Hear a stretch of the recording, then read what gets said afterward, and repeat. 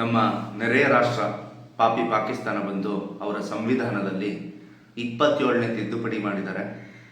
ಏನಿದು 27ನೇ ತಿದ್ದುಪಡಿ ನಮ್ಮ ಭಾರತಕ್ಕೆ ಯಾವ ಥರ ಪರಿಣಾಮ ಬೀರ್ಬೋದು ಅಂತ ಎಲ್ಲ ನೋಡೋಕ್ಕಿಂತ ಮುಂಚೆ ಎಲ್ರಿಗೂ ಯುವಘೋಷಕ್ಕೆ ಸ್ವಾಗತ. ನೀವಿನ್ನೂ ನಮ್ಮ ಚಾನಲ್ಗೆ ಸಬ್ಸ್ಕ್ರೈಬ್ ಇಲ್ಲ, ಫಾಲೋ ಮಾಡಿಲ್ಲ ಅಂತ ಅಂದರೆ ಈಗಲೇ ಮಾಡ್ಕೊಳ್ಳಿ, ಇದೇ ಥರ ಕಂಟೆಂಟ್ಗೋಸ್ಕರ. ನಾವು ಈ ವಿಡಿಯೋದಲ್ಲಿ ಅದು ತಿದ್ದುಪಡಿಯ ಮೇನ್ ಸಾರಾಂಶ, ಫಾರ್ ಎಕ್ಸಾಂಪಲ್ ಅದರದ್ದು ಮೇನ್ ಏನೇನಾಗಿರ್ಬೋದು, ಭಾರತಕ್ಕೆ ಏನೇನು ಉಪಯೋಗ, ಭಾರತಕ್ಕೆ ಏನು ಕಷ್ಟ ಆಗ್ಬೋದು, ಮತ್ತು ಏನೂ ಆಗ್ದಿರ ನ್ಯೂಟ್ರಲ್ ಆಗಿ ಏನೇನಿರುತ್ತೆ ಇದೆಲ್ಲ ನಾವು ಈ ವಿಡಿಯೋದಲ್ಲಿ ನೋಡ್ತೀವಿ. CDF ಅಂದರೆ ಚೀಫ್ ಆಫ್ ಡಿಫೆನ್ಸ್ ಫೋರ್ಸಸ್ ಅಂತ ಈ ಥರ ಹೊಸ ಹುದ್ದೆ ತಂದಿದ್ದಾರೆ. ಇವರು ಎಲ್ಲ ಸೇನೆಯ ಪ್ರಮುಖರಿಗಿಂತ ಮೇಲಿನ ಸ್ಥಾನದಲ್ಲಿರ್ತಾರೆ.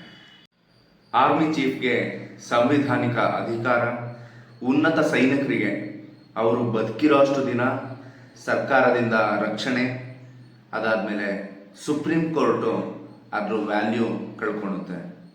ಬದಲಾಗಿ ಹೊಸದಾಗಿ ಫೆಡರಲ್ ಕಾನ್ಸ್ಟಿಟ್ಯೂಷನಲ್ ಕೋರ್ಟ್ ಅಂತ ಅಂದ್ಬಿಟ್ಟು ಪಾಕಿಸ್ತಾನದಲ್ಲಿ ರಚನೆ ಮಾಡ್ತಾರೆ.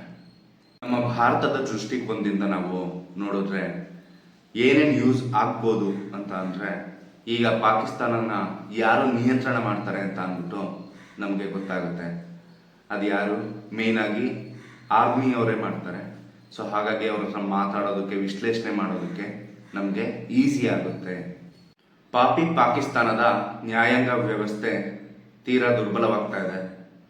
ಸುಪ್ರೀಂ ಕೋರ್ಟು ಅದ್ರದ್ದು ಪವರ್ ಕಳ್ಕೊತಾ ಇದೆ. ಇಂಡಿಯಾ ಪಾಯಿಂಟ್ ಆಫ್ ವ್ಯೂ ಅಲ್ಲಿ ಏನು ಅಂತ ಅಂದರೆ, ಅನಿರೀಕ್ಷಿತವಾದ ತೀರ್ಪು ಏನಾದರೂ ಕೊಡ್ತಾ ಇದ್ರಲ್ಲ, ಸೊ ಅದ್ರದ್ದು ಸಾಧ್ಯತೆ ತೀರಾ ಕಡಿಮೆ ಆಗುತ್ತೆ. ಮತ್ತು ಅಲ್ಲಿ ಒಳ ರಾಜಕೀಯಗಳು ತುಂಬ ಜಾಸ್ತಿ ಆಗೋ ಸಾಧ್ಯತೆ ಇವೆ. ಇದರಿಂದ ಇಂಟರ್ನಲ್ ಡಿಸ್ಪ್ಯೂಟ್ಸೇ ಜಾಸ್ತಿ ಆಗುತ್ತೆ. ಭಾರತದ ಗಮನ ಸ್ವಲ್ಪ ಕಮ್ಮಿ ಆಗ್ಬೋದು. ಪಾಕಿಸ್ತಾನಕ್ಕೆ ಅಂತಾರಾಷ್ಟ್ರೀಯ ಒತ್ತಡ ಬರ್ಬೋದು. ಯಾಕೆ ಅಂತ ಅಂದರೆ, ಅಲ್ಲಿನ ಪ್ರಜಾಪ್ರಭುತ್ವ ಆಗ್ಬೋದು, ನ್ಯಾಯಾಂಗ ವ್ಯವಸ್ಥೆ ಆಗ್ಬೋದು ತುಂಬ ದುರ್ಬಲವಾಗಿದೆ.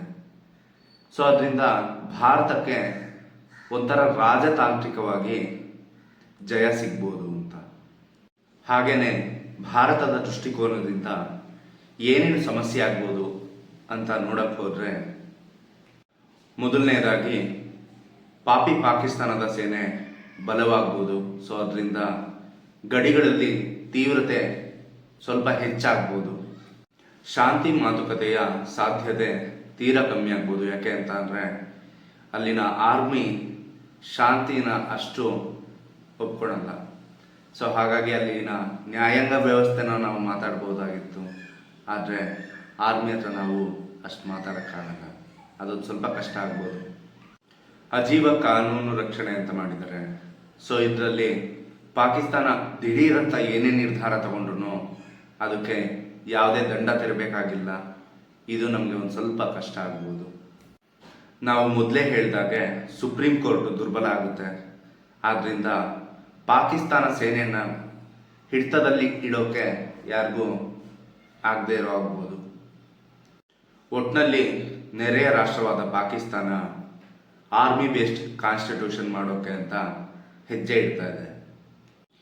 ನ್ಯೂಟ್ರಲ್ ಆಗಿ ಯಾವ್ಯಾವ್ದು ಇರ್ಬೋದು ಅಂತ ಅಂದರೆ, ಮಾಮೂಲಿ LOC ಲೈನ್ ಆಫ್ ಕಂಟ್ರೋಲ್ನ ಚಲನೆ, ಅದಾದಮೇಲೆ ಬಲೂಚಿಸ್ತಾನ್ನ ಅಶಾಂತಿ ಏನಿತ್ತು ಅದು, ಅದಾದಮೇಲೆ ಚೈನಾ ಮತ್ತು ಪಾಕಿಸ್ತಾನದ ಸಂಬಂಧ, ಮತ್ತು ನಂತರದ್ದು ಪಾಕಿಸ್ತಾನ ಹೇಳ್ತಾ ಇದ್ರಲ್ಲ ನಮ್ಮಲ್ಲಿ ಅಣ್ವಸ್ತ್ರ ಇದೆ, ನ್ಯೂಕ್ಲಿಯರ್ ಇದೆ ಅಂತ. ಸೊ ಅದ್ರದ್ದು ಈ ಎಲ್ಲ ನ್ಯೂಟ್ರಲ್ ಆಗೇ ಇರುತ್ತೆ. ಸ್ನೇಹಿತರೆ, ಇದಾಗಿತ್ತು ಪಾಕಿಸ್ತಾನದ ಸಂವಿಧಾನದ 27ನೇ ತಿದ್ದುಪಡಿಯ ಒಂದು ಸಣ್ಣ ವಿಶ್ಲೇಷಣೆ.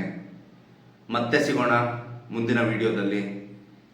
ಎಲ್ಲರೂ ಯೋಘೋಷ ಚಾನಲ್ಗೆ ಫಾಲೋ, ಸಬ್ಸ್ಕ್ರೈಬ್ ಮಾಡಿಕೊಡಿ. ನಿಮ್ಮ ಪ್ರೋತ್ಸಾಹನೇ ನಮಗೆ ಶಕ್ತಿ. ಎಲ್ರಿಗೂ ಒಳ್ಳೆಯದಾಗಲಿ. ಜೈ ಹಿಂದ್, ಜೈ ಕರ್ನಾಟಕ ಮಾತೆ.